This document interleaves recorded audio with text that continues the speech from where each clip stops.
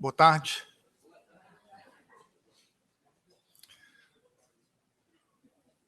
Eu começo lembrando a abertura desse seminário, em que o professor Rubens, que vai estar na mesa aqui conosco, destaca um problema de fundo que modela e conforma o debate científico, em específico, e sobre a Previdência em geral. O sentido de um ato ou de uma instituição, obviamente, não é dado por ele próprio, mas é dado pelo contexto em que ele se insere. Então, para abusar de um exemplo também banal, se eu faço isso, o que o meu gesto significa? Significa que eu estou cometendo um crime, atirando em alguém? Significa que eu estou agindo em legítima defesa contra um ataque potencial? Ou significa que eu estou disparando uma bala de metal a 2.000 km/h em um tubo cilíndrico na direção horizontal? É evidente que o sentido da minha ação, assim como de qualquer instituição que a gente interpreta, seja para compreendê-la, seja para reformá-la, depende do horizonte que a gente adota para interpretar aquela instituição ou aquela ação. E isso, de algum modo, influencia e conforma, de maneira muito diversa, como nós compreendemos o desafio da Previdência no Brasil. Há, entre vários outros critérios, 3 elementos que, de algum modo, nos ajudam a compreender o que o Rubens chamou hoje pela manhã de uma narrativa de reforma da Previdência. Um desses critérios está ligado à própria maneira como nós comunicamos o problema ao Brasil e, a partir daí, tentamos encaminhar uma forma de resolvê-lo. Um segundo critério tem a ver com um debate econômico mais geral, que aqui nesse painel nós chamamos de aspectos macroeconômicos do desafio da reforma da Previdência. E um terceiro aspecto, ligado a uma terceira linguagem do debate, que me é mais particular, mais afeta, diz respeito ao debate jurídico. Hoje nós debatemos aqui, nesse último painel, os aspectos macroeconômicos e jurídicos que poderiam reconformar, reorganizar essa narrativa do desafio da reforma da Previdência no Brasil. Comigo nós temos aqui hoje 2 professores, 2 líderes de influência. O doutor Sequim foi ministro da Previdência, tem uma experiência longa e concreta de trabalho na área e hoje é o diretor-presidente da FenaSaúde. E também o professor Rubens, diretor da EPGE, principal organizador desse evento, que todos os senhores conhecem e dispensa maiores apresentações. Meu nome é Daniel Vargas, para quem não me conhece, eu sou professor do Direito, tenho aqui o papel de, por um lado, moderar generosamente essa conversa e, por fim, fazer algumas análises, algumas considerações jurídicas em relação à posição que o Supremo Tribunal Federal tem tomado no debate sobre questões previdenciárias no Brasil. Eu começo com o professor Rubens, em seguida eu passo para o doutor Sequim.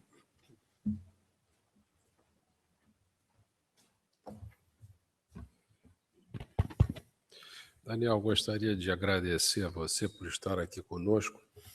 Você teve, quando assumiu interinamente o ministério, que era comandado pelo ministro Mangabeira Unger, uma experiência muito importante de pensar o Brasil de várias formas, inclusive sob o parâmetro, sob a perspectiva fiscal e também da Previdência. Então, essa sua análise jurídica no final vai ser, eu acho, um fechamento, um fecho de ouro, que a gente já tratou de questões de ordem econômica, de certa forma também macroeconômica, questão processual também foi um pouco abordada, que é muito importante, e eu quero me deter aqui sobre a questão de comunicação. Em 1986 aconteceu uma coisa muito curiosa. Havia um gráfico que mostrava o poder aquisitivo em função do tempo, quando os reajustes de salários eram ou anuais ou semestrais, que eram umas curvinhas assim que a gente ficava vendo o tempo todo aqui na Fundação, etc.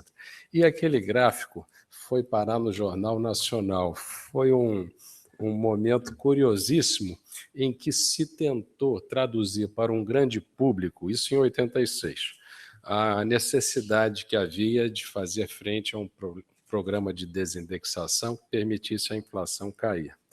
Demorou um pouco, de 86 até 94, o país foi submetido a uma série de intempéries, mas em 94 houve um certo sucesso. Então, esse processo de aprendizado começou ali, onde algumas pessoas tentaram mostrar a necessidade de que problemas técnicos fossem entendidos pela população como um todo. Eu gostaria de me concentrar nisso. As questões de ordem econômica e macroeconômica, podemos falar também um pouco. Mas, para me concentrar nisso, eu vou me concentrar num exemplo bastante simples, que eu acho que poderia ser dado, cada um aqui ser um elemento de divulgação das ideias que nós temos num processo de formação de narrativa e disseminação de narrativa, quiçá persuasão. E esse exemplo é assim, olha, você imagina que você queira explicar a Previdência para uma pessoa que está no seu dia a dia, alheia a questões de economia ou coisa semelhante, mas que queira entender de onde que surgem esses números, 28 a 31 ou mais que 31 de contribuição, a diferença entre o salário que ela recebe assim que se aposenta e o salário que ela tinha antes de se aposentar, a questão da demografia que ela vê sendo debatida nos jornais e assim por diante. Não é? Então, eu imagino um exemplo bem simples que poderia nos ajudar a passar para essa pessoa um processo de construção de como se dão esses parâmetros. E a história vai mais ou menos assim, a narrativa se desenvolve da seguinte forma. Imagine alguém que seja um representante dos trabalhadores de uma economia e que se situa num salário médio durante toda a vida. E esse salário médio equivale a 100 maçãs, ou a 100 laranjas, ou a 100 unidades de poder aquisitivo, não é isso? E essa pessoa trabalha até os 65 anos, ou até os 67 anos, como já se prevê em alguns países, e ao chegar ao 65º ou 7º ano de vida, ela se aposenta. Ela sempre ganhou 100 maçãs e se aposenta. O que acontece com essa pessoa? Bem, uma senhora chamada Frances Perkins, que foi a ministra do Trabalho do Roosevelt, não sei se vocês já viram, mas nos Estados Unidos, dos anos 45 até 70, houve um grande número de batismos com o nome de Frances, em homenagem a essa senhora. Porque ela imaginou esse sistema de repartição, que seria o seguinte, olha, se ele ganhava 100 maçãs, faça o seguinte, quantas pessoas vão contribuir para a aposentadoria dele? Suponha o seguinte, que para cada aposentado haja 3 pessoas que pagam contribuições previdenciárias. Aí a próxima questão é a seguinte, e quanto essas pessoas pagam? Todas as pessoas recebem o mesmo salário de 100 maçãs. Quanto essas pessoas pagam? Essas pessoas pagam 13 maçãs, por exemplo, né? 13 maçãs. Então, quando eu me aposentar, eu estou na renda média, eu sou representativo de todos esses assalariados que recebem todos 100 maçãs, e eu me aposento. Mas, para minha aposentadoria, existem 3 pessoas, porque a relação entre jovens e velhos, ou entre contribuintes e aposentados, é de 3 para 1. Então, para essa minha aposentadoria, contribuem 3 pessoas, cada um com 13 maçãs. Portanto, se eu receber 39 maçãs, eu não estou desequilibrando essa conta, né? Então, fica claro o seguinte, nesse meu exemplo, como eu estou na média o tempo todo, esse salário de 39 maçãs ou 40 maçãs também equivale a um chamado salário de reposição de 40%. Ele é, ao mesmo tempo, 40% do salário que eu recebia, porque todo mundo nessa economia recebe 100 maçãs, e ele também é 40% do salário médio da economia, né? Então, fica claro para uma pessoa que você encontra, talvez precise contar o exemplo de uma forma mais lenta, mas vai ficar claro para essa pessoa uma série de parâmetros que a gente vê definidos aqui. Por exemplo, eu já falei no salário de reposição, mas também eu já falei na taxa de dependência, que é 3:1. Mas se a gente conseguir incorporar um diálogo bem simples e com bastante clareza para o restante da população, nós vamos estar saindo desse problema sério em que boa parte da discussão da nossa sociedade é a mão esquerda falando com a mão direita. É o Leblon falando com o Ipanema.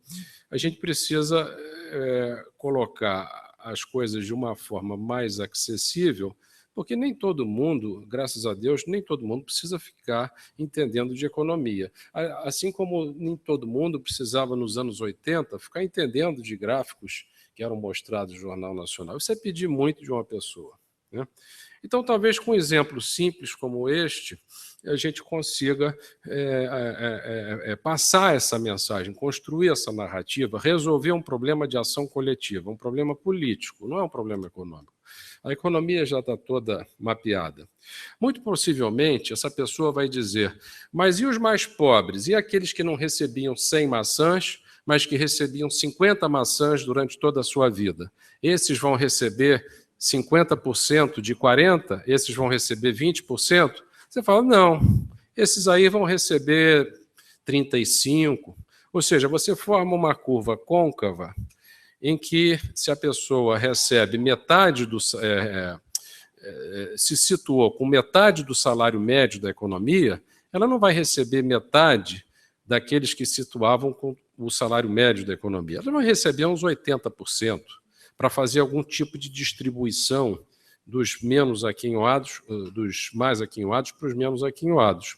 Aí a pessoa que recebia 200 maçãs, se a pessoa que recebia 100, o salário médio da pessoa durante toda a vida foi 100 maçãs. Ela se aposentou, passou a receber 40 maçãs. E as pessoas que durante toda a vida receberam 200 maçãs vão receber 80? Não. Talvez possam receber 70 ou 60. Né? O que eu estou descrevendo? Estou descrevendo uma curva côncava, que é como se faz esse tipo de coisa. E o que aconteceu nesse período em que essa senhora visualizou essa passagem do que teria sido, no governo Roosevelt, um sistema de capitalização para um sistema de repartição, foram ideias que, evidentemente, não foram criadas dessa forma e também não deram muito certo. Embora os Estados Unidos hoje tenha, por exemplo, um excesso de contribuições, ainda tem um excesso de contribuições sobre gastos na Previdência e tem um fundo enorme de 1 trilhão, 2 trilhões de dólares, em breve essa conta vai se reverter e eles vão precisar começar a retirar recursos desse fundo. Por quê? Porque a taxa interna de retorno histórica da Previdência, uma vez criada por essa senhora, Frances Perkins, ela declinou brutalmente. Hoje em dia, ela é alguma coisa em torno de 2%. E ela chegou a atingir 60%, 50%, 65%. Por quê? Porque houve várias pessoas que não contribuíram, mas receberam. E houve várias pessoas que contribuíram em parte da vida, mas receberam como se tivessem contribuído em toda a vida. Então, a taxa interna de retorno, de 1950 em diante, é muito decrescente. Esse tipo de problema e o problema da modificação demográfica são problemas que não foram pensados inicialmente, são problemas que precisam ser conduzidos período a período. É razoável que um país, a cada determinado número de anos, tenha que rever os parâmetros. O que não pode rever é a lógica que condiciona o sistema a ser um sistema equilibrado. Então, é razoável que se inclua o objetivo de progressividade, em que aqueles que recebiam metade do salário médio não vão para 20 maçãs, mas vão para 30, e os que recebiam o dobro do número de maçãs não vão para o dobro do salário de reposição, que seria 80, mas sim para alguma coisa em torno de 50, 60. Até aí dá para ir. A partir daí, você já começar a fazer um emaranhado de regras muito grandes, aqueles que gostam de se aproveitar da confusão terão mais chance de se aproveitar da confusão.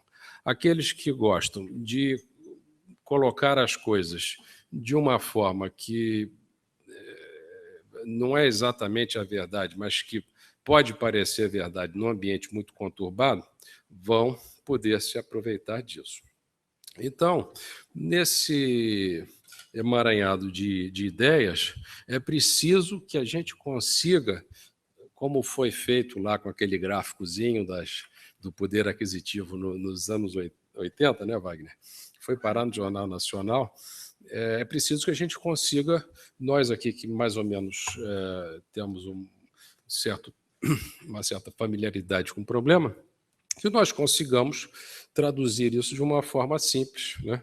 E eu não estou sugerindo que seja nem 13, nem A, nem B, nem C, mas eu estou apenas provendo um exemplo que nos permite, com um diálogo simples, fazer as pessoas entenderem que nessa economia a qual eu me referi, você não pode passar de 100 maçãs indo para 40 se, por exemplo, a partir de um certo ponto tiver um contribuinte para cada aposentado.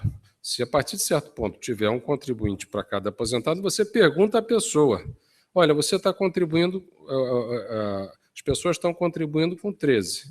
Para cada pessoa que vai te dar 13, só tem uma pessoa que está trabalhando. Quanto você vai receber? Ela vai dizer, vou receber 13 maçãs. Vai entender de forma clara.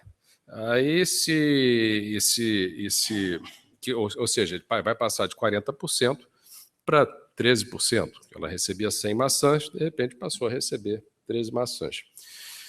Esse é, a meu ver, o dilema atual. É o dilema de construção de uma narrativa simples, como a gente conseguiu fazer com a inflação. As pessoas começaram a ver muito aquele gráfico em que, logo depois de receber o salário, você recebia um salário, vamos dizer, 100 unidades monetárias, né? Aí a inflação não tinha ainda começado a correr o salário. Aí, no final do período de reajuste salarial, a inflação teria sido, por exemplo, 100%. Você que tinha recebido 100 unidades monetárias, só podia, que comprava 100 laranjas, cada uma R$1, no final do período de reajuste, se fosse 6 meses ou 1 ano, só conseguia comprar 50 laranjas. Por quê? Porque os preços tinham dobrado. Então tinha aquele gráfico assim que mostrava. Aí depois vinha o reajuste, aí subia para o pico, aí ia descendo e assim por diante. Houve um grande processo de construção de coalizão e de construção de entendimento sobre a necessidade de se fazer uma certa desindexação, que culminou, em última instância, com a URV em 1993-94, que foi bem sucedido. Mas foi um processo demorado, foi um processo que exigiu a construção de narrativa. Foi um processo que tomou da parte política e técnica e de persuasão, vamos dizer assim, da parte processual, mais neurônios do que da parte técnica. Porque você convencer uma população sobre um determinado assunto não é tarefa fácil, né? É o que eu estava dizendo aqui antes, que os problemas de ação coletiva, os problemas que envolvem a mobilização coletiva, estão certamente entre os mais difíceis que a gente pode enfrentar. Eu só conheço um mais difícil que esse, que são os problemas de saúde. Os outros a gente consegue resolver com mais facilidade. E o que nós temos em mãos, no momento, é um grande problema de ação coletiva. O Brasil, abordando um pouco mais a parte macroeconômica, onde eu me situo profissionalmente, o Brasil tinha um sistema, no século passado, que era um sistema com alarme automático, que era o seguinte, era um sistema de facilidades fiscais com taxa de câmbio fixa. Quando ocorre um sistema assim, existe um alarme que soa na economia, porque a facilidade fiscal sendo muito grande e a taxa de câmbio sendo fixa, o Banco Central começa a ter que fazer frente à cotação que ele fixou e, a partir de certo ponto, as pessoas passam a acreditar que ele não tem mais reservas suficientes para fazer frente àquele preço que ele fixou da divisa estrangeira. Nesse ponto, tem uma corrida contra o Banco Central é obrigado a fazer aquelas maxes que vocês lembram, de 1979, 1983, 1999, e que, na verdade, lá atrás, 1931, aconteceu a mesma coisa com a libra esterlina. Entretanto, quando você passa de um sistema de câmbio fixo para um sistema de câmbio flexível, aí, aquela bomba que era atômica, que era max de 30%, deixava todo mundo muito preocupado, passa a ser de nêutrons. Passa a ser uma bomba em que corrói a economia por dentro.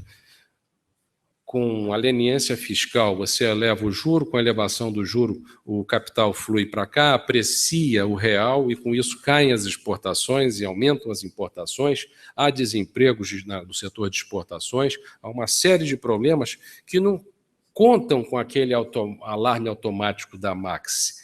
É uma desindustrialização, um processo de desemprego que vai aos pouquinhos minando.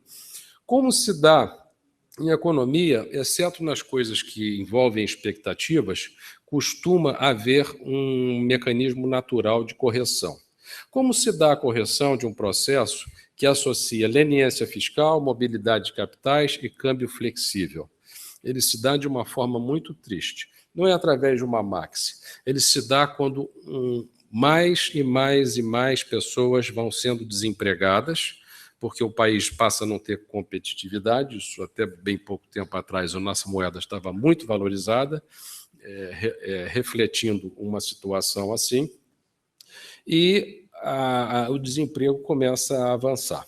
E aí surge uma corrida que foi cunhada em 1981 por dois economistas, o Sargent e o Wallace, que é saber, como se fossem dois carros correndo lado a lado, naquele filme do James Dean, em que um é a moeda e o outro é fiscal.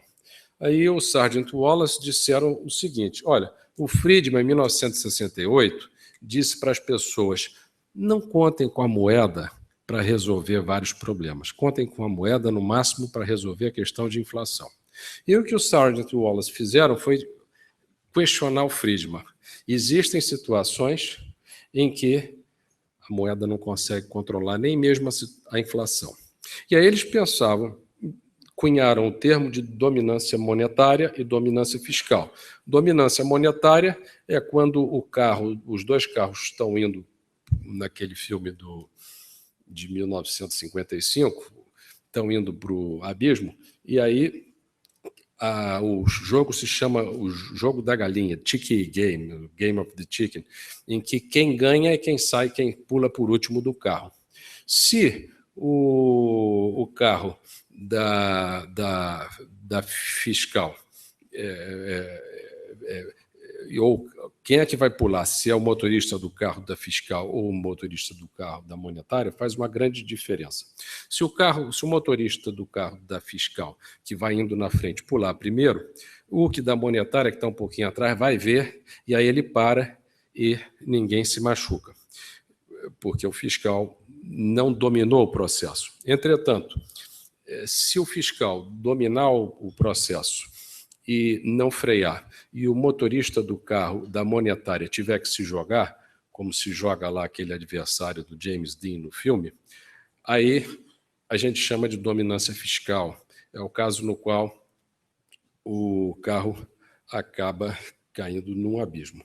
Então é preciso que a gente passe essas mensagens macroeconômicas também, porque o Brasil, nesse sistema de leniência fiscal com câmbio flexível, não tem aquele alarme automático da Max que era dada pelo sistema de câmbio fixo.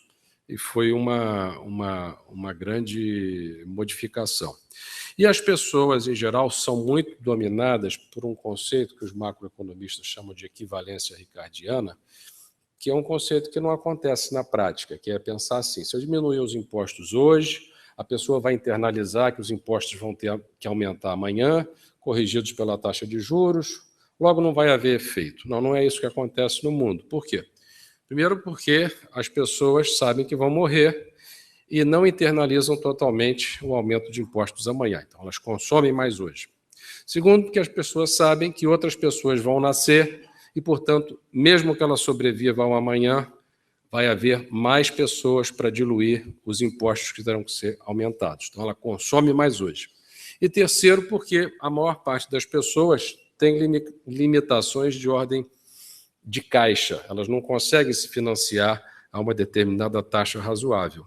Isso vai fazer com que elas consumam mais se os impostos baixarem hoje, mesmo que aumentem amanhã e mesmo que elas achem que vão pagar amanhã, pelo simples fato de que aquilo dá a elas um poder aquisitivo temporário que elas não encontrariam através de um empréstimo bancário.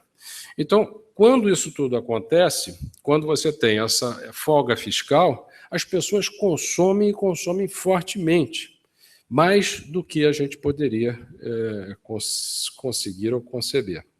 Agora, essas são questões que eu acho que a gente pode resolver, embora esteja cada vez mais difícil. Eu estava olhando aqui, hoje a Bolsa está caindo mais 3,8%, em função de vários fatores.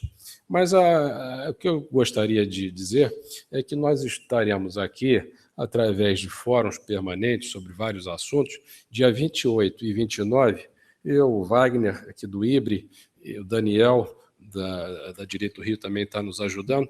Vamos receber aqui a delegação do FMI, também para um evento aberto, estão todos convidados, para discutir a questão fiscal, parte da qual já terá sido discutida aqui nesse seminário. Então, esse é um processo contínuo que não vai se encerrar aqui e, no fundo, reflete uma coisa. Com o executivo um pouco fora do seu papel usual, o judiciário judicializou. Ele entrou para suprir essa falta. O Senado tem feito vários projetos interessantes, projetos que impedem a acumulação de cargos em conselho de estatais com cargo público, projetos de saída dos 30% da Petrobras e assim por diante. E eu acho que a academia também tem que entrar nesse vazio, e as associações de classe, provendo fóruns permanentes de discussão de questões públicas.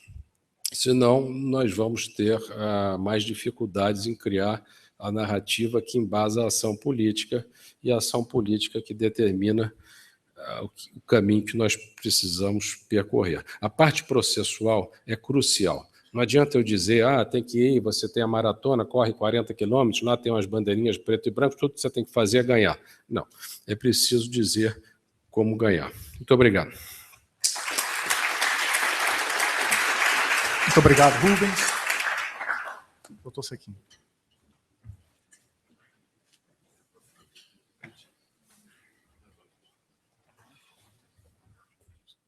Oi. Peço para colocar a apresentação aí, por favor. Enquanto isso, uma boa tarde a todos. Cumprimento entusiasticamente meu amigo Rubens Cisner, conhecido já de longa data, o Daniel, o Wagner Ardel, todos que falaram antes de mim. Dizer que é um grande prazer estar nesse ambiente para conversar sobre previdência. Previdência desperta paixões. Inclusive em mim, que faz algum tempo que não milito mais diretamente com a área de previdência. Os problemas foram identificados, todos eles, há bastante tempo. As soluções também. Por que não acontece?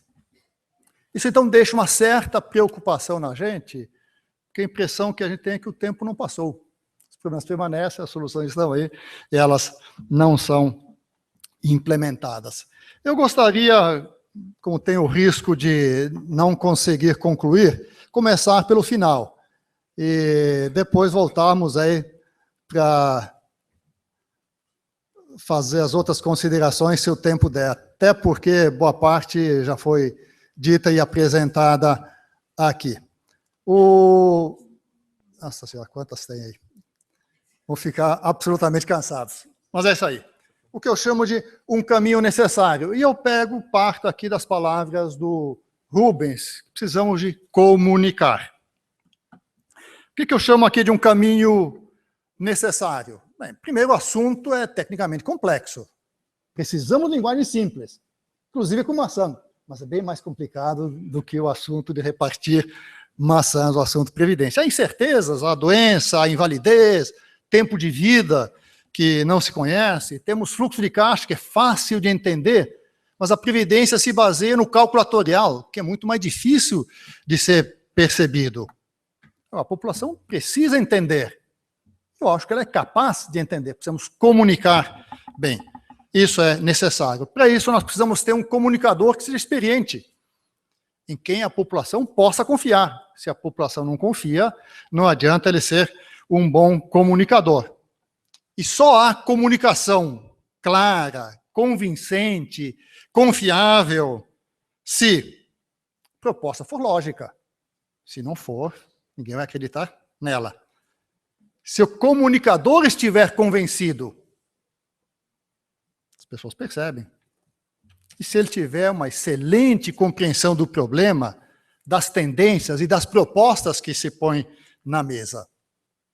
Vamos então olhar para o que disse a presidente quando foi na abertura do Congresso levar a mensagem presidencial e disse: no meu programa, vamos fazer reforma de Previdência. É já inusitado a presidente ir ao Congresso e dizer: vou fazer reforma de Previdência. Mas disse, uma reforma que tenha como premissas respeitar o direito adquirido, pleno acordo. Levará em consideração as expectativas de direito. Já foi ficando complicado. Envolvendo, portanto, um adequado período de transição. Não queremos e não vamos retirar qualquer direito das brasileiras e brasileiros. E depois ainda citou a Fórmula 8595. Por trás dela teve um grande estimulador, que foi o próprio, então, ministro da Previdência, o Carlos Gaba, referido já aqui hoje. Enquanto a presidente falava isso no Congresso e dizia que o assunto seria debatido no fórum, né, de várias entidades para discutir Previdência, nós vimos o ministro da Previdência, do Trabalho e Previdência, Miguel Rossetto, dizendo o seguinte, que o Fórum da Previdência não vai debater Previdência, vai debater crescimento. Não me consta de ter havido repreensão presidencial a essas declarações.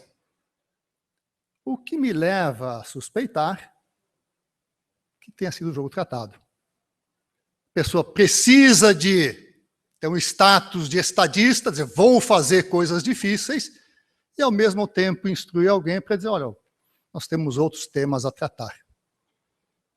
Quem ocupou a pasta da Previdência durante bastante tempo foi muito claro em relação às preferências do Ministério em relação a esse assunto. Diante de um cenário desses, eu me perguntei, esse negócio é para valer? Não só eu. O editorial do Estadão, no dia seguinte, acho que foi dia 3, disse, a quem Dilma convence com uma proposta dessas? Bem, nesse meio tempo, todas as centrais sindicais se levantaram e dizer, Previdência não, qualquer coisa menos Previdência.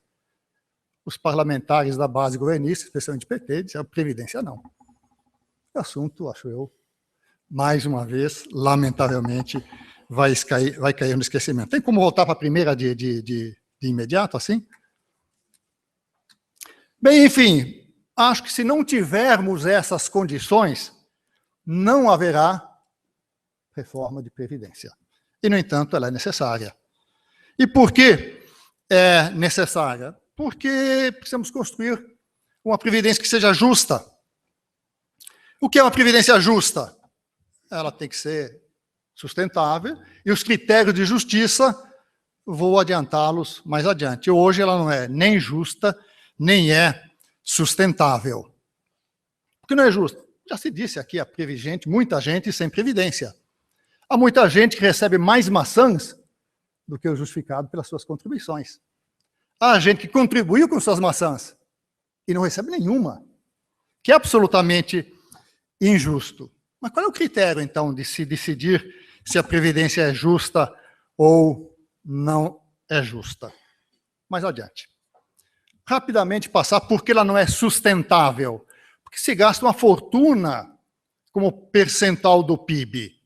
E porque temos uma alta proporção da população aposentada ou pensionista. Aqui os dados, 680 bilhões no ano passado, 11,6% do PIB. O número de aposentados e pensionistas, nenhum dos outros, somente aposentados e pensionistas, 29 milhões, 14,6% da população. Mas os idosos são só 11,7%. Idosos acima de 60. E se for acima de 65, são menos de 8%. A nossa população é muito jovem. E sem mudanças, essa passada recentemente sobre a pensão não refrescou em nada.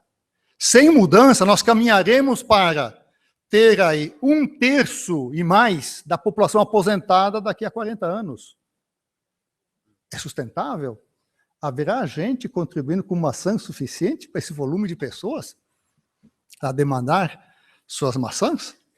Aqui, rapidamente, um quadro que compara Brasil, a coluna da extrema esquerda, são a percentual do PIB e população acima de 65 anos em relação à idade ativa. Veja que o Brasil está abaixo de todos na estrutura etária, acima de quase todos em termos de proporção do gasto com o PIB. Esse já foi passado? Vamos colocar adiante. Também nós temos um crescente desvio em relação à normalidade. Alguém apresentou um gráfico aqui hoje pela manhã, que as populações envelhecem e vão gastar mais com previdência. Mas há um sentido de mudança. O Brasil só subiu. A trajetória de Brasil é de afastamento da curva da normalidade. É de subida. Não trouxe aqui, que eu não tive tempo de atualizar, mas mostrei em outras ocasiões como sobe vertiginosamente a proporção do gasto, sem ainda o país ter envelhecido. É o que eu estou mostrando aqui. A linha amarela é a linha da razão de dependência de idosos. Vejam que até o dia de hoje, praticamente não teve mudança. A mudança está toda à nossa frente. Portanto, aquelas tendências vão continuar e piorar, e bastante. Além disso, despesas com pensões, está aqui o Marcelo Abirame, que há algum tempo já mostrou esse percentual, recitado aqui hoje, gasta uma fortuna com pensões, o triplo do que se gastaria para padrões internacionais. Eu adiciono mais um, as alíquotas de contribuição no Brasil são campeãs mundiais. Estão entre as 3 ou 4 mais altas do mundo, as contribuições para a Previdência. O produto disso é a informalidade. As pessoas também reclamam de baixo valor das aposentadorias. Já tivemos alguma coisa vista aqui hoje. Muitos regimes diferentes, também já se falou. Aqui há erro, que eu chamo de erros. Os erros têm que se olhar com certo cuidado. Na verdade, não são erros, mas são escolhas que a sociedade brasileira fez em desrespeito a critérios atuariais. No caso dos rurais, com idade mais baixa. Eu digo, se a idade fosse equalizada, haveria, em 5 anos, no 5º ano, uma economia de 20 bilhões por ano, só com atraso dessas aposentadorias. Há razão para se manter esse diferencial nos dias de hoje? Professores, também, se aposentam com menos tempo de contribuição, menor idade. Não é muito importante para o INSS, é extraordinariamente importante para as finanças de estados e municípios. O Brasil tem hoje 2,2 milhões de funções docentes. 78% no serviço público. 81% sexo feminino, que se aposenta aos 50 anos de idade, a grande maioria, e no mais tardar aos 55 anos de idade. Ainda temos desvios na aposentadoria por idade, as pensões, a diferença de servidores públicos, etc. Precisamos mudar. Construir viabilidade, já assinei um pouco lá adiante. Precisa mudar porque, no ritmo atual, a Previdência não quebra, mas ela pode quebrar o país e pode quebrar o Tesouro. Alto percentual de despesas frente ao PIB, em qualquer comparação internacional.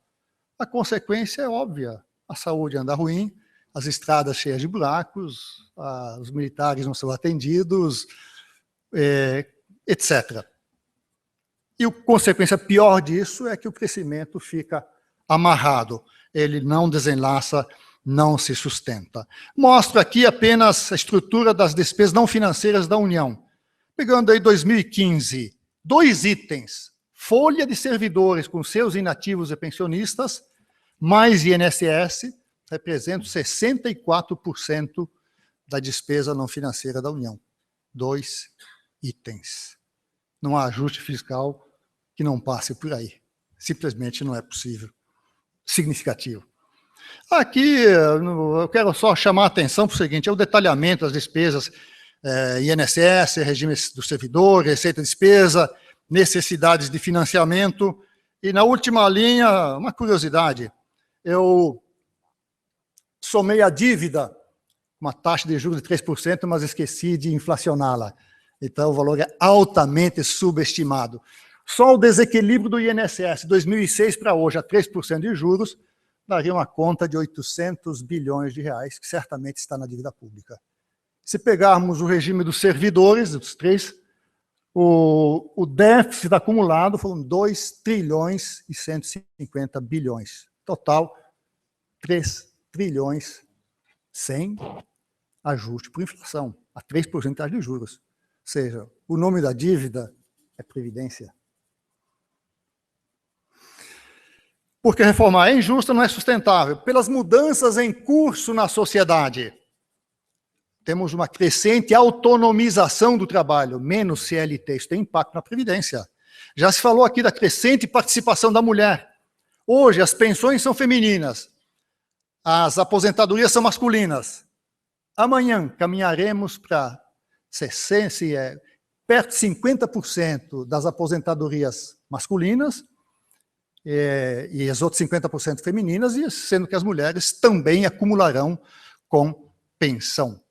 Isso onera e bastante o regime de previdência. E temos um envelhecimento populacional aqui já dito. Precisamos uniformizar critérios, já disse, reduzir a informalidade e por aí vai. Especialmente enfrentar essa questão do gasto elevado que drena recursos e trava o crescimento. Bem, mas o parlamentar não é suicida. Ele não vota proposições que sejam objeto de uma forte rejeição popular dos eleitores, ou que não tenha apoio do executivo. São 2 condições absolutamente necessárias para que haja qualquer chance de uma proposta dessas passar. Então, o objetivo é obter consentimento da população. Explicar, com palavras simples. Em primeiro lugar, a mensagem de que previdência custa. Quem é que paga? E como se paga? Estamos satisfeitos de pagar o que pagamos? É a primeira questão. A segunda é o que eu chamo de previdência justa. Eu acho que temos que nos colocar de acordo no seguinte princípio: cada qual financia sua aposentadoria. Eu proponho o mais estrito individualismo contábil na etapa contributiva, separando o benefício de risco, com registro individualizado, que já existe, já é feito. Então, a previdência justa é aquela que retribui para as pessoas o que elas pagaram, em média. E mais, eu acho que temos que mostrar à população que há escolhas a serem feitas. O regime de previdência não tem a ver com qual é a proporção de trabalhadores para aposentados, qual é a taxa de contribuição, que valor de benefício você quer. São as 3 grandes variáveis. As pessoas desejam alto valor de aposentadoria. Suponho, pode-se pesquisar. E é possível. Agora, não dá para combinar alto valor de aposentadoria com baixa idade de aposentadoria com contribuições pequenas. O que você quer? A sociedade tem que escolher entre essas 3. Cabe apenas ao ministro, ao governo, orientar, colocar isso em debate, mas é a sociedade que escolhe, de preferência que não escolha com os erros que nós cometemos nas escolhas anteriores aí. É preciso também erradicar mitos que povoam o que eu chamo de imaginário popular. Ainda quando a presidente falou aquilo no Congresso, a gente viu alguns analistas de PT dizendo, não, basta só crescer. Se crescermos, desaparece o déficit, equilibramos. O que esta pessoa não diz é como se consegue dinamizar a economia com essa estrutura de gasto que temos. Outros vão ainda além, olha, precisa eliminar a corrupção, as fraudes, a sonegação. Absolutamente verdade. Pergunto, quantos dias de benefício isso tudo paga? A solução está aí. Temos que combater. Mas não é isso que vai equacionar o desequilíbrio. Dizem mais cobrar dívida, são 400 bilhões que a Previdência tem de créditos a receber. Eu acho que os procuradores têm que suar um pouco mais a camisa. Cobra-se pouco, cobra-se mal. Mas imaginemos sucesso nessa cobrança aí. Resolve uma vez. E o problema persiste. Vedar desvio de recursos, a CITA, se construiu-se Itaipu, a ponte Rio-Niterói, etc. Obviamente que há mais folclore do que fatos nisso aí. Temos que explicar tendências, razões, comunicar bem e mudar a visão paternalista que reina na nossa sociedade. Que as pessoas acham que o governo tem que prover, tem que dar. E os governantes acham que é dever deles mesmo de prover. Nós temos que embutir o conceito de que as coisas custam e há sempre um pagador no meio. Vamos explicitar isso. Ainda que as pessoas escolham de que forma e como. Acho que com isso se torna o indivíduo mais bem informado e mais responsável por seu destino. Então, o que eu proponho aqui, como critério de justiça na Previdência, é a definição, que eu chamo RMI, a renda mensal inicial, o valor com que a pessoa se aposenta no momento que ele pede essa aposentadoria aí. Como eu disse antes, cada qual custeia a sua, ex ante, ou seja, nesse momento da aposentadoria. Portanto, a soma das contribuições, que é conhecida nesse momento, não há incerteza nisso, tem que equivaler à soma do fluxo de fruição para frente. No momento da aposentadoria, então, precisamos ter essa igualdade. Mas acontece que as contribuições do valor presente é conhecido. O do benefício é incerto. Quantos anos você espera viver como aposentado, Rubens? Ou o nosso coordenador de mesa, Daniel? Ninguém sabe. Sabemos a média, não sabemos. Por isso, nós temos que usar o valor presente esperado, assumindo que as pessoas todas vivam exatamente o tempo médio de vida, a esperança de sobrevida. Nessas condições, no momento inicial, a pessoa tem a promessa de receber de volta o que ela pagou durante o tempo de contribuição. Algumas pessoas morrerão antes da data acertada e terão recebido menos ex post. Este a menos será utilizado para pagar aqueles afortunados que insistem em continuar sobrevivendo mesmo depois da expectativa de vida. Como não sabemos de que lado nós vamos estar, nós aceitamos isso com uma decisão atrás de um véu da ignorância na posição inicial. Eu vou saltar isso aí, que eu acho que já conheci. Quanto tempo ainda me resta? Mais 5 minutos. Excelente. Então, eu vou agora... Esse critério que eu explicitei em rápidas palavras é exatamente o critério do fator previdenciário citado aqui hoje pela manhã, hoje à tarde, na palestra anterior, acho que foi pelo Paulo Tafner. E aí, eu acho que o benefício calculado com base no fator é um benefício justo. Porque ele, no momento da aposentadoria, ele iguala. Vamos ilustrar isso com um exemplo. Em vez de maçã, eu vou colocar aí uma moeda, poder chamar o que quiser, 1.000. Então, a pessoa tem 1.000 de salário fixo, constante, a vida inteira, um mundo que não tem inflação. Ele contribui durante 35 anos.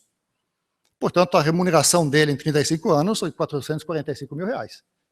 Ele pagou 31%, estou colocando o topo entre ele e a empresa, 31% de contribuição, ou seja, levou para a Previdência um capital somado sem juros de R$141 mil.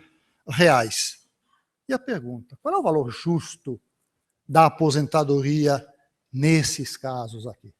O assunto foi apresentado aqui hoje pela manhã, como taxa de reposição, etc. É esse valor justo. Então, depende do tempo de fruição. Vou ilustrar aqui. Pelo critério antigo e tradicional, o valor da aposentadoria era a média salarial. Nesse caso, com o salário é igual, a média salarial, média dos 80, é tudo igual, R$1.000. Isso é o que as pessoas imaginam que é o que eles têm de direito. o que seria aposentadoria justa. Nem R$1.000 me aposento. Vivi com 1.000, continuo vivendo com 1.000. Mas imaginemos que essa pessoa tenha começado aos 15 anos de idade. Portanto, após 35 anos, ela tem 50 anos de idade. Aos 50 anos, o IBGE nos diz, ela tem uma expectativa de vida de quase 30, 29,99 anos. Se usássemos o critério severiano, vocês lembram, o Severino é aquele que presidiu a Câmara e dizia que guardava o dinheiro embaixo do colchão, aliás, embaixo do travesseiro. Se usássemos esse critério, se é sem juros, essa pessoa receberia, durante os 30 anos de aposentadoria, R$376. Pagou sobre 1.000, viveu com 1.000, 35 anos. Não teve juros, ele vai usufruir durante 30, lhe cabe 376. Se aplicássemos o fator, que já põe um juro no meio, implícito, já dá R$582. Mas se essa pessoa escolhesse postergar a aposentadoria até os 65 anos de idade, portanto, ele teria contribuído durante 50. Com o fator, lhe cabem R$1.532. É o valor justo. Nós temos que decidir sobre isso aí. Aqui eu listo agora um outro grande conjunto de exemplos, todos eles com idade de entrada aos 20, aos 25, 30, 35, a expectativa, portanto, a idade da aposentadoria, a esperança de vida em cada uma dessas idades, quanto lhe caberia sem juros, quanto o fator daria para cada uma dessas pessoas aqui. Veja que, então, todos pagaram sobre R$1.000. Todos contribuíram durante 35 anos. Mas o valor justo dado pela coluna do fator é muito diferente, a depender, então, da idade com que ele está se aposentando. E se as pessoas ainda postergam, o valor ainda aumenta. Eu queria agora comparar isso com a regra, para concluir, 85-95. Então, temos aí uma mulher elegível aos 53 anos de idade com 30 anos de contribuição. Pelo fator, ela acrescenta 5 anos no tempo de contribuição, ela receberia 0,647. Se fosse R$1.000, ela receberia R$647. É o que lhe cabe. E o homem, que se aposenta aos 56 anos de idade, com 35 de contribuição, receberia 720. A diferença é o tempo de vida dos dois, que é diferente. Um está com 53, outro com 56. Imaginemos que a senhora resolva adiar por 1 ano. Ela já cai na fórmula 85-95. Em vez de se aposentar com 647 ou 691, porque ela postergou 1 ano, subiu o fator, ela vai se aposentar com 100%. Uma diferença de 45%. O que o fator tem feito para senhoras que se aposentam em média aos 52 anos de idade é aumentar o valor da aposentadoria com 1 ano de postergação em 45%. Na época, vários analistas disseram, não, o fator, essa regra 85-95 é boa, pelo menos no curto prazo. Pode ser ruim no longo prazo, mas no curto prazo é boa porque as pessoas vão postergar um pouquinho.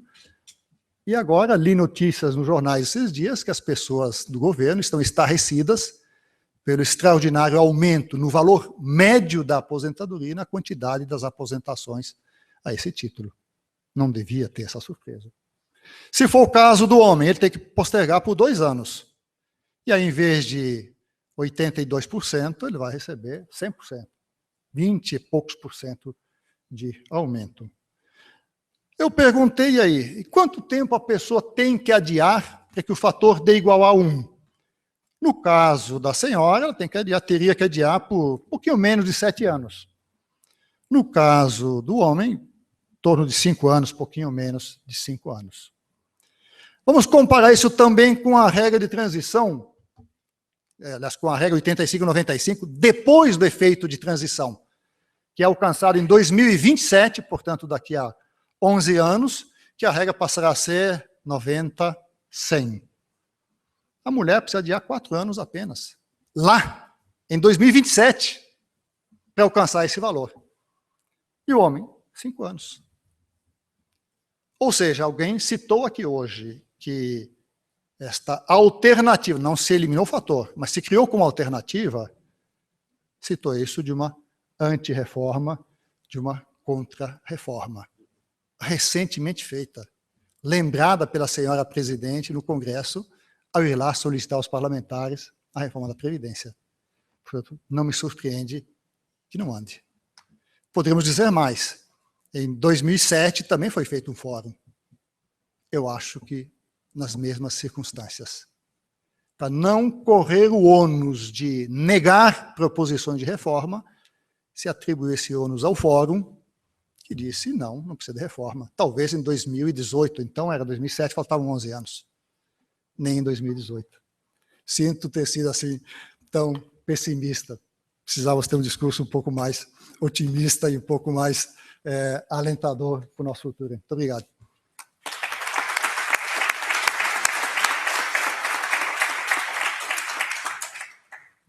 Muito obrigado, doutor Sequim. Agora eu tiro um chapéu e coloco o outro. Gostaria de fazer alguns comentários gerais do ponto de vista de como eu interpreto que o direito pode influenciar esse debate sobre a reforma da Previdência no Brasil. Eu vou concentrar a minha análise em um caso concreto. E eu vou fazer isso por duas razões. A primeira razão é que, ao examinar esse caso concreto, eu interpreto que é mais fácil perceber um problema jurídico de fundo que tem o potencial de impactar o debate e as medidas que o Brasil aprovar na Previdência de forma profunda. E a segunda razão é que esse é um dos principais casos hoje presentes no Supremo Tribunal Federal e aguardando uma decisão constitucional. No fim, eu espero discutir em linhas muito gerais se nós não estaríamos vendo com esse caso não uma situação de deserção legal, como foi mencionado antes, mas talvez de deserção constitucional. E também pretendo, a partir daí, comentar em linhas gerais o que significa a maneira como o Supremo Tribunal Federal interpreta a Constituição hoje para nosso debate e discussão geral sobre a Previdência. É evidente que matérias previdenciárias, seja na economia, seja na política, assim também no direito, testam as nossas análises e as nossas ideologias no limite.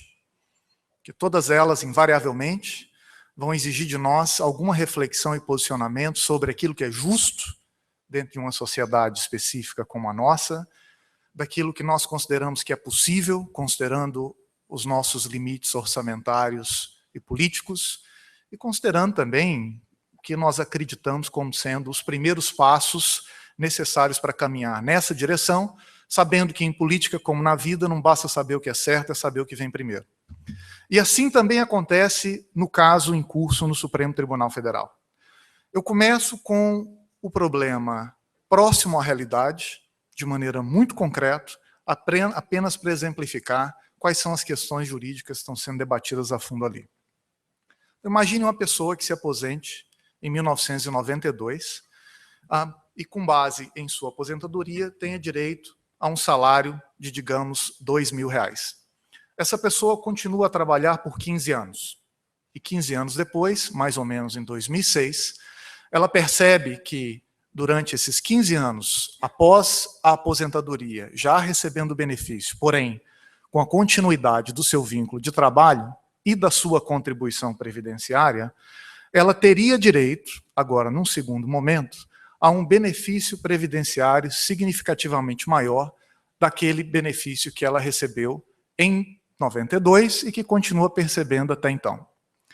Isso porque entre os critérios que compõem o fator previdenciário, como todos conhecem, já foi discutido aqui, está o tempo de contribuição, a idade da pessoa, sua expectativa de vida e o valor da contribuição realizada.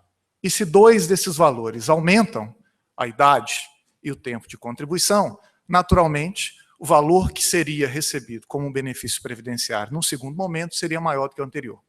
Então, a pessoa que se aposentou em 92, no ano de 2006, decide fazer, por um lado, decide tomar a seguinte decisão. Eu vou abrir mão de um direito previdenciário que a lei me garantia e que me foi concedido em 92, e, ao mesmo tempo, ato contínuo, eu vou solicitar uma nova aposentadoria com base nos novos critérios que me são benéficos. Dois grandes debates surgem a partir desse movimento, desse indivíduo. De um lado, ele tem direito à desaposentação, ou talvez, para ser mais preciso, à reaposentação em uma circunstância mais benéfica? E se sim, quais deveriam ser os critérios de cálculo desse novo benefício?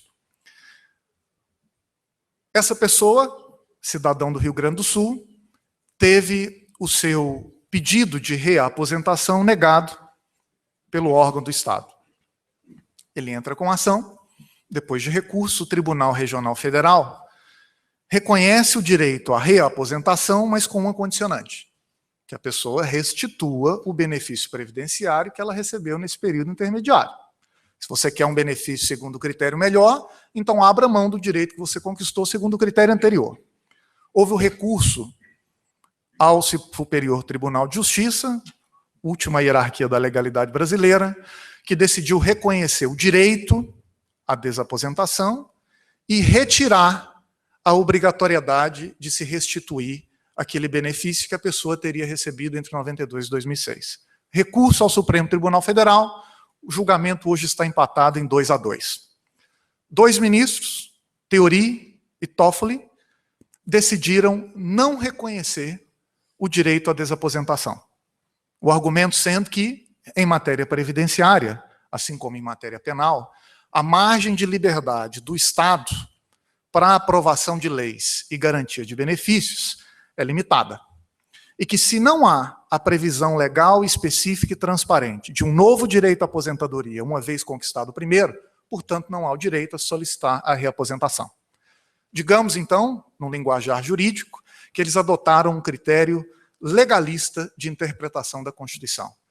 Há previsão legal específica do novo direito? Não, portanto, não existe a possibilidade desse benefício. De outro lado, o ministro Marco Aurélio abriu a divergência, decidindo em sentido contrário e reconhecendo o direito à desaposentação, inclusive sem a necessidade de restituir quaisquer benefícios que ele tenha recebido anteriormente. O critério foi de que, se a legislação brasileira estabelece como obrigatório que toda pessoa que trabalha contribua com o regime geral de previdência social, aquelas pessoas que se aposentam e que continuam a trabalhar e, portanto, a contribuir com o regime geral de previdência social, devem, portanto, receber o bônus equivalente ao ônus que ela detém. Se ela contribui, não há razão para retirar dessa pessoa um direito a se beneficiar daquele ônus no momento subsequente. Então, o fato de ela, no momento inicial, ter realizado a contribuição e garantido os benefícios com a aposentadoria, não deve ser suficiente para minar a sua possibilidade de atualizar o seu direito em relação àquela nova contribuição que foi feita. Partindo, portanto, de princípios gerais do sistema constitucional brasileiro, o ministro flexibiliza os critérios de benefício estabelecidos por lei para ampliar esse benefício que o sujeito deveria deter e que teria sido injustamente negado pelos órgãos previdenciários do Rio Grande do Sul. A partir desse julgamento de 2-1 e vários pedidos de vista sucessivos, o ministro Barroso recebe o caso e toma uma decisão que é, por um lado, muito curiosa, muito inteligente e que provavelmente vai influenciar e pautar os debates de agora em diante. O ministro, por um lado, decide, assim como Marco Aurélio, que o cidadão brasileiro tem direito à reaposentação. Por outro lado, o ministro decide, ao contrário do que disse Marco Aurélio, que os critérios que dão vida real ao direito à aposentadoria da pessoa reaposentada devem ser critérios diferentes daquela pessoa que se aposenta pela primeira vez. Então, se a pessoa se aposenta aos 50 anos de idade, recebe supostamente um salário, um benefício de R$2.000, e depois volta a se aposentar aos 65 anos de idade, agora com um salário de R$3.500, esse valor de R$3.500 seria, em tese, o mesmo valor que uma pessoa que aposentou uma e a única vez aos 65 anos de idade, com o mesmo tempo de contribuição. Ambos receberiam R$3.500. Para o ministro Barroso, no entanto, não seria justo que essa pessoa que aposentou a primeira vez, aos 50 anos de idade, recebeu R$2.000, hoje recebeu o mesmo valor que aquela pessoa que aposenta pela primeira vez aos 65 anos de idade e recebe R$3.500. E a razão é que entre a primeira e a segunda aposentadoria há um fato óbvio que diferencia a situação dessas duas pessoas. Uma pessoa já estava recebendo o benefício previdenciário há 15 anos, e o outro se aposenta pela primeira vez 15 anos depois. Como, portanto, avaliar um sistema de previdência, com base nesse problema real, que aparentemente seria justo? Eis os critérios de decisão do ministro Barroso. Primeiro, por que o direito à desaposentação deve ser reconhecido? Como mencionei rapidamente, se o sistema previdenciário brasileiro condiciona a possibilidade de aferição de um benefício a algum grau de contribuição para que esse benefício seja recebido no futuro, não seria justo que ele punisse uma pessoa que realizou contribuição em algum momento, mas que não pode jamais receber qualquer resultado dessa contribuição realizada. Então, uma das características, um dos princípios que organiza o sistema de previdência é uma comutatividade mínima. Vai dizer o ministro Barroso. Não significa que as pessoas vão receber, como o ministro Sequim mencionou há pouco, exatamente o mesmo valor da contribuição que eles realizaram. Há algumas pessoas que realizam contribuição dentro do sistema previdenciário e que nunca recebem, como as pessoas que morrem antes do tempo de aferir aquele benefício. De outro lado, não significa que todas as pessoas que recebem o benefício previdenciário receberão exatamente proporcional ao montante de sua contribuição. Naturalmente, há pessoas que se aposentam, por exemplo, por invalidez, que recebem mais do que eventualmente contribuíram. Mas isso não significa que o sistema previdenciário está livre para aniquilar, no seu limite, qualquer possibilidade de comutatividade. Há que haver, em um nível mínimo, alguma relação entre contribuição e recepção de um benefício. Se o aposentado continua contribuindo com a Previdência, porque essa é a regra de contribuição do trabalhador brasileiro, pela CLT, seja ele quem for. Logo, não seria correto e constitucional que esse trabalhador fosse segregado automaticamente de qualquer possibilidade de receber um benefício pela contribuição que ele realizou. Se existe um ônus que o Estado impõe sobre ele, alguma possibilidade de benefício correlacionado a esse ônus deve ser reconhecido. Por isso, a desaposentação, em tese, é um direito garantido para qualquer trabalhador do país.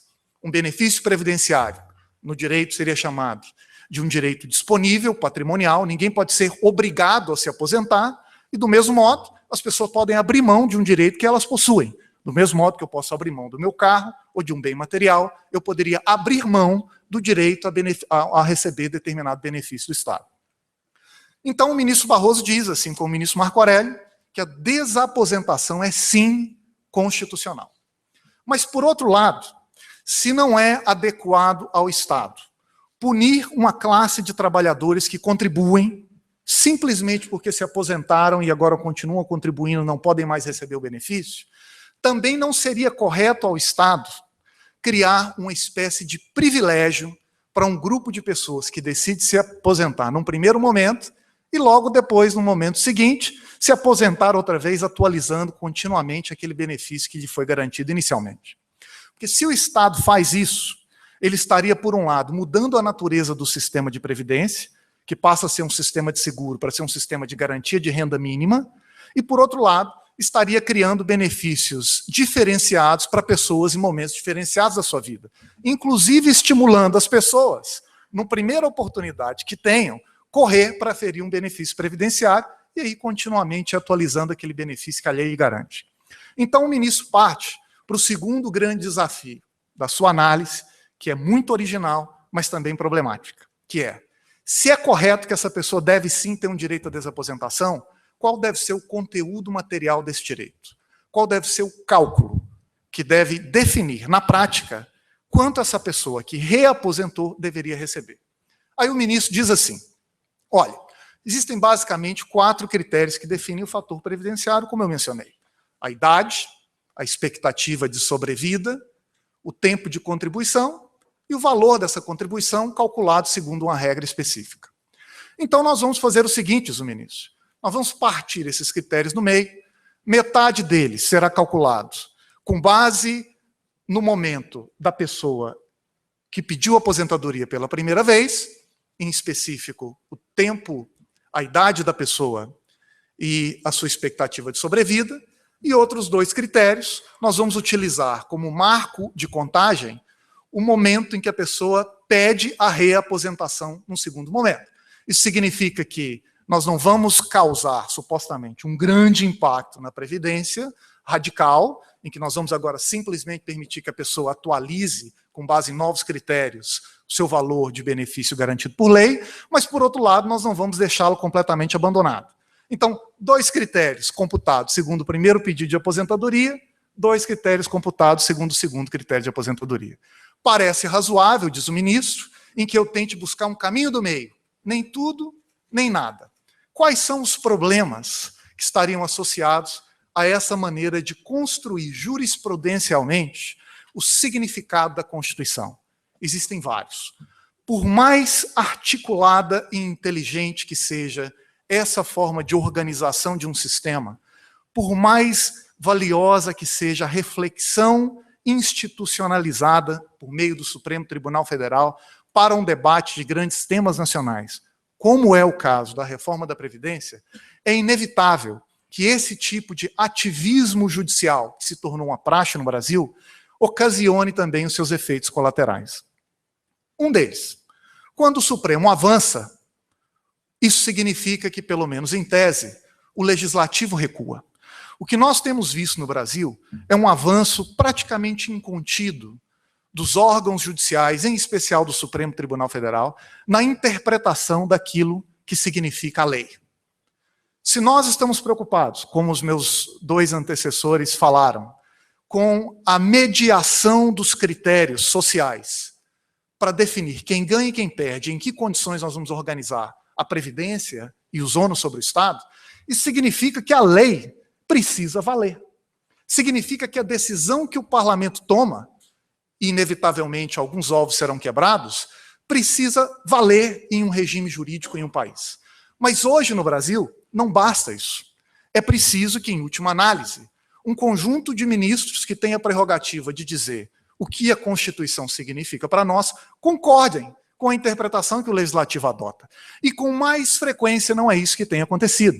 Então, de pouco adianta nós dizermos aqui que os trabalhadores irão ganhar ou irão perder, se depois os critérios que nós utilizamos para interpretar o que é o regime constitucional da Previdência são completamente distintos, segundo a visão de um ou de outro ministro do Supremo Tribunal Federal.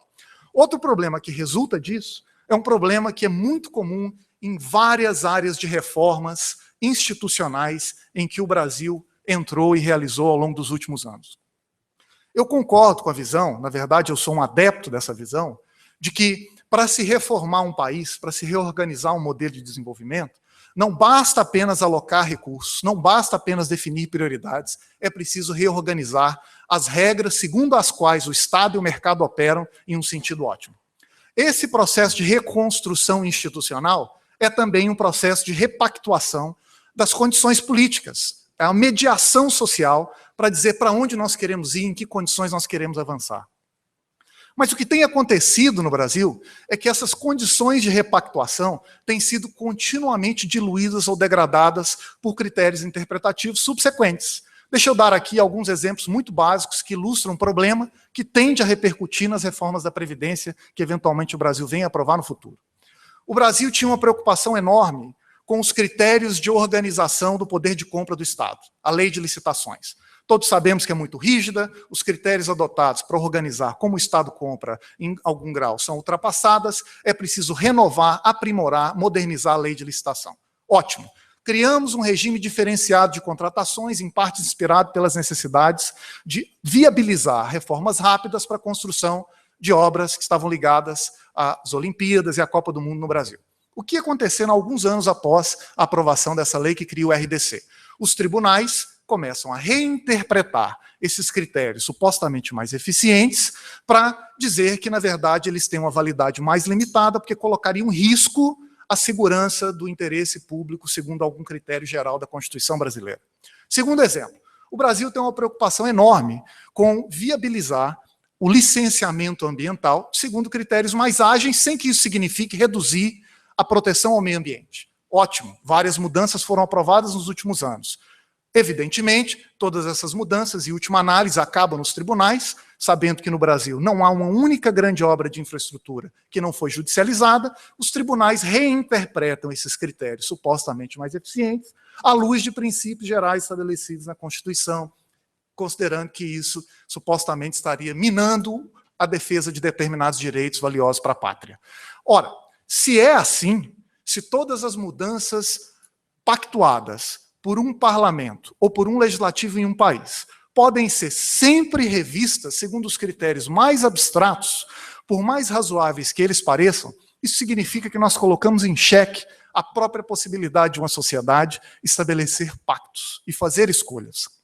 E eu entendo que, nesse caso da Previdência, esse caso específico da desaposentação ilustra, até pelos debates que eu assisti ao longo do dia de hoje, um problema que nós vamos ver com muita frequência. Não basta hoje no Brasil aprovar regras. Não basta hoje no Brasil estabelecer os critérios que devem conduzir a ação do Estado para uma reforma da Previdência que ajuste o seu custo, que crie mediações razoáveis. É preciso limitar em algum grau ou estabelecer critérios mais claros sobre até onde os ministros do Supremo Tribunal Federal podem ir para respeitar a legitimidade da decisão tomada pelo órgão legislativo brasileiro. Sem isso, corremos o sério risco de continuarmos rediscutindo em cada uma das cortes, em cada um dos tribunais, todo e qualquer pacto que venhamos a estabelecer na Previdência, como em qualquer outra dimensão da reforma do Estado brasileiro. Não há dúvida sobre a importância e o papel de uma Constituição que organize a relação entre os poderes e entre os poderes e a sociedade. Mas quando a Constituição serve como uma espécie de passe livre para rediscutir e reorganizar qualquer pacto social estabelecido, talvez, em vez de nos conduzir em direção à maior modernização do Estado e de uma ação mais justa e mais eficaz, a gente só tende, quem sabe, a aumentar o problema, a criar um novo índice de complexidade que não nos permite avançar com clareza. Essa é só uma reflexão que traz como ponto de partida o direito, a partir de um caso altamente complexo e sensível, que deve voltar a entrar na pauta do Supremo Tribunal Federal ao longo desse ano de 2016, mas que já serve como uma espécie de solta indícios de um problema maior que nós vivemos no debate previdenciário hoje no Brasil. Mas, bom, volto ao meu papel de mediador, abro para um conjunto de perguntas, caso haja, agradeço aos dois palestrantes que me antecederam.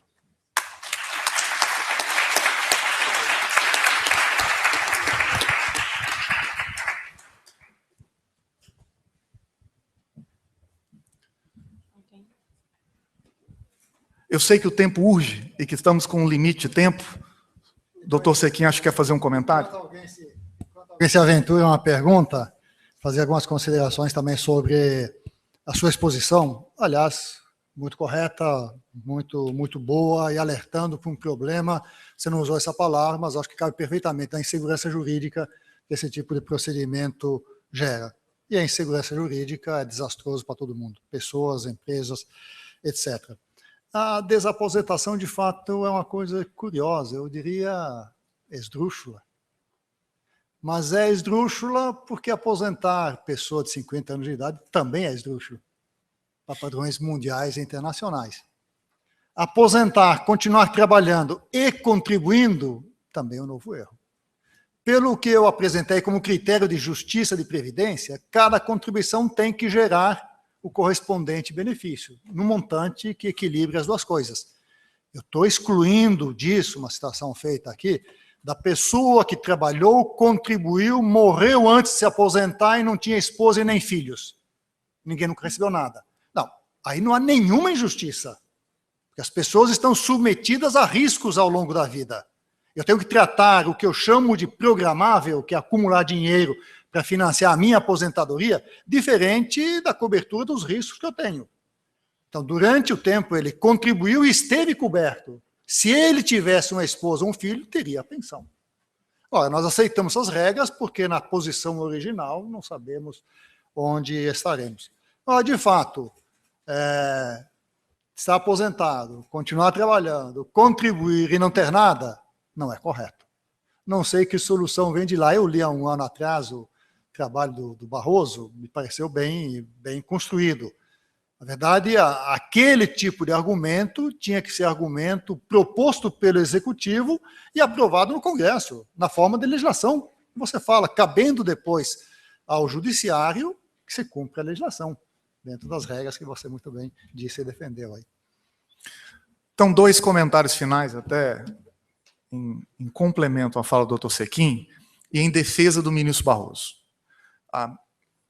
Eu sei que aqui vai parecer mais um argumento de autoridade, mas, como é generoso, eu acho que é bem-vindo. O ministro Barroso, na minha opinião, é um ministro intelectualmente, juridicamente, mais interessante, para ser cuidadoso, do Supremo Tribunal Federal. É, de fato, uma pessoa com habilidade de construção de argumentos com uma enorme clareza e de forma bastante sistemática e rigorosa. Os seus votos são peças que valem a leitura para qualquer pessoa. Ao contrário do estilo tradicional do direito, com jargões e palavras de ordem, com palavras de séculos atrás que já perderam uso na nossa linguagem corrente, o ministro Barroso consegue articular ideias com enorme clareza. E esse voto é, do ponto de vista jurídico e de uma construção institucional, extremamente original e bem feito. O segundo ponto a favor do ministro Barroso é que, no final dessa decisão, o ministro utiliza de um recurso que o Supremo Tribunal Federal possui e que diz o seguinte: os efeitos dessa decisão começam a valer em 180 dias, é a proposta de decisão, para que o Executivo e o Parlamento, caso queiram, legislem a respeito e fixem outro critério, se não acharem que o meu é o melhor. Então, se por um lado, essa decisão é uma decisão ativista, e que flexibiliza critérios e que poderia colocar em xeque um pacto, por outro lado, ela estende a mão ao Parlamento para que possa se manifestar e, eventualmente, ter a palavra final. De todo modo, o tema continua em aberto, será um grande debate dentro do direito nos próximos meses. Eu espero que a decisão seja a decisão melhor para o país. Eu queria, por fim, agradecer mais uma vez aos participantes dessa mesa, professor Rubens, doutor Sechin, foi um prazer, aprendi bastante, espero ter contribuído com o debate. Agradeço a todos os presentes por permanecerem até esse horário de um debate tão valioso e passamos, então, para o próximo e último painel, com o encerramento do doutor Wagner Ardeu, vice-diretor do IBRE.